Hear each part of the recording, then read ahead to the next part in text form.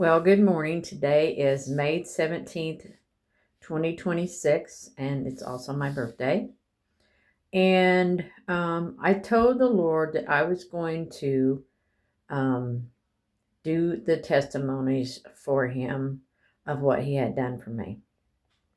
Okay, so I'm not sure how long this video is, but I can't do all the testimonies all at once, but my goal is that that this will help at least one, if not many, to where they realize that the Lord can help them in their situation too. Just give God everything that the enemy has tried to do to you. So here goes. So when I was about maybe 3 or so, I'm not naming names because the names are not important, but the story, not the story, but the things that happened are important because you can receive healing as well. When I was about 3 years old, I was molested by a family member. And this had happened over a course of time.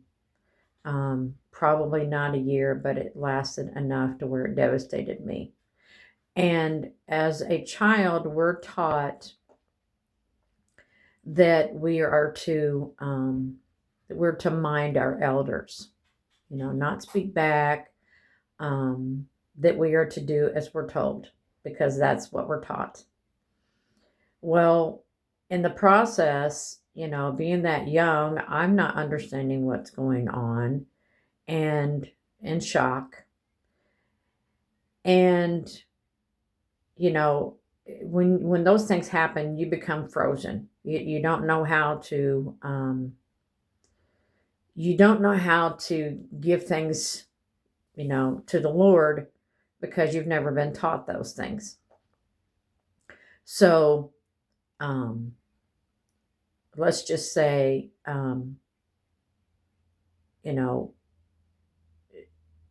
I'm not sure exactly how long. I would say probably it lasted from summertime until almost fall time. Anyway, I was told that if I ever told anybody, nobody'd ever believe me. There was times where I was bribed by, things. So I would do certain things. Well, one day I was out on our front porch, and I remember learning about God. And I said to God, God, if you're real, please make that one leaf move in the tree. And this was way before computers. Well, instead of the leaf moving, I saw a ripple in, I don't know how to explain it. It's like a ripple or a wave in the atmosphere. It had moved. Well, that was enough to let me know that God is real. So I said, God, please make him stop. So I was told that this person was going to have to move. And if they didn't move, they could get pneumonia and die. About, I don't know if it was the same day or a week later, I was told by somebody that that person had to move. And if they didn't move, the doctor said that they could catch pneumonia and die. Well, that person left. I was happy, but I was also sad for the person, for somebody else, because, they were close to that person.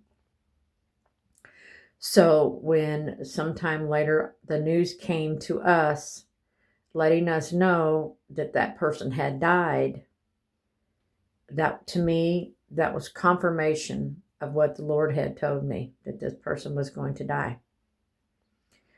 And in my mind, I was thinking, oh boy, we have to go to the funeral, and I didn't want to go. And I laid down in bed, and I remembered, I don't know how to explain it, but I remember laying in bed, and next thing I know, we're on our way to the funeral. And as we go inside, I didn't want to go up, and I could see the person's face, up, just barely their face. And I did not want to go up there because all it did was remind me of what they did. And I was trying to cling to my family. And at one point in time, the family member said, well, it's your turn to go up there now. Everybody else has said their goodbyes. And I didn't want to go. And I heard a voice say, it's okay.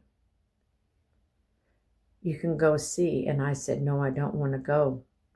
They said, I'll go with you. And I could not see a face, but I knew it was the presence of the Lord. At the time, I didn't understand. But I heard the voice say, I'll go with you. So as I walked up there, I looked at the face, and the Lord said, see, he can't hurt you anymore. And then I remember that was all I remember. And then maybe about a year ago, maybe less, I had talked to family members because I was trying to ask them questions about where this person was buried. And they said, and I said, because I remember us going, they said, we didn't go. I started crying and I said, I remember going. They said, no, you need to ask this other person. So I asked the other family members and they said, no, we didn't go because we couldn't afford the gas. So one of the family members that talked to me called me back and said, you probably had an experience with the Lord because you're so traumatized. The Lord had took you into the spirit to show you that this person couldn't hurt you anymore. So it took me a long time to get over this. I had to keep speaking to the Lord. I went to counseling and the counseling can only do so much, but the Lord's the only one that can heal. And it doesn't happen overnight, but the Lord took me through each step and he kept telling me to give it to him and give it to him. And I had to do that. And that was the only way I got over this. I mean, I hated men for the longest time. I felt, creeped out, gross, and I was afraid if I got, somewhere close around them, it might happen again. I mean, it was bad. But, I was like probably in my 20s after I had my first child and my second child. Because I was trying to understand what love was because of what happened to me. So anyway, I hope that this video helps at least one, if not more. And if you need to reach out to me to find out more, I am available. I will look at my comments as much as I can. You can reach out to me. Personally, I have an email that, if you need to talk to me that way or, just another way, even through the comments on YouTube.